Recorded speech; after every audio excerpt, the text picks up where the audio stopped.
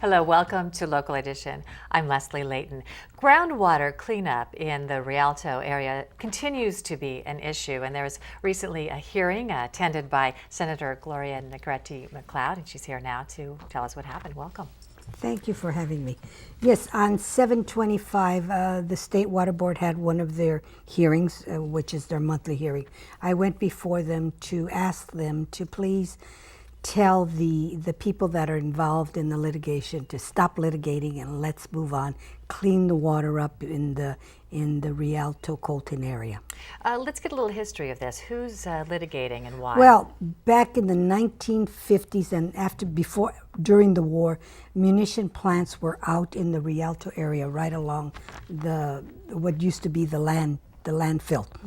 And of course, you know, we told everybody, come to California, come and do all your stuff, because California was that way.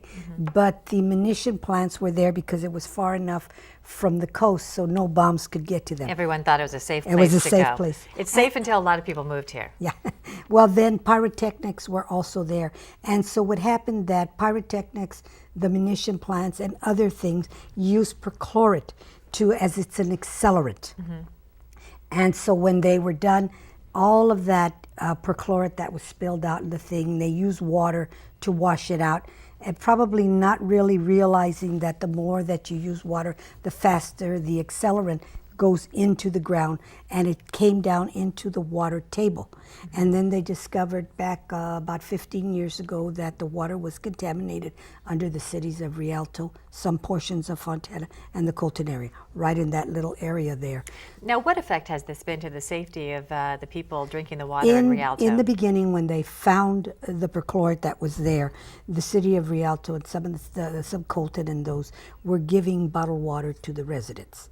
Since then, they have all, have used wellhead cleaners, and some wells have been closed down and are not in use at all in the West Valley, in the Fontana area, the Rialto area, the Colton. There was actual wells that were shut down.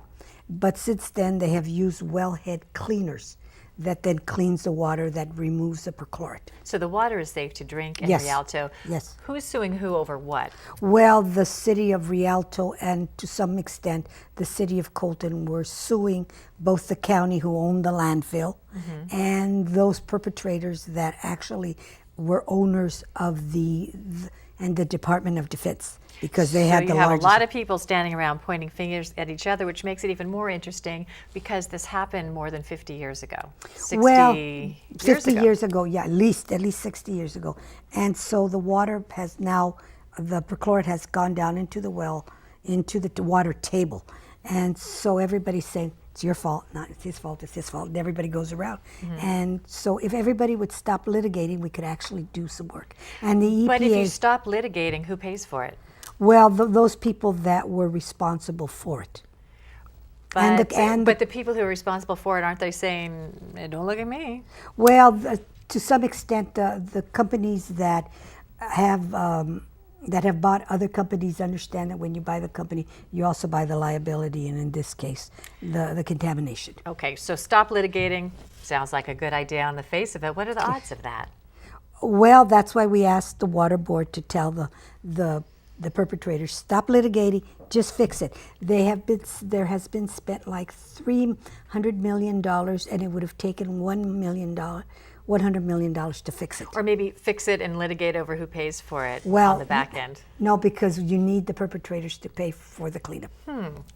Well, I'm sure you'll be back to talk more about this because it sounds like a real tangle. Thank you very much, Gloria Negrete-McLeod. And thank you for joining us for this local edition. I'm Leslie Leighton.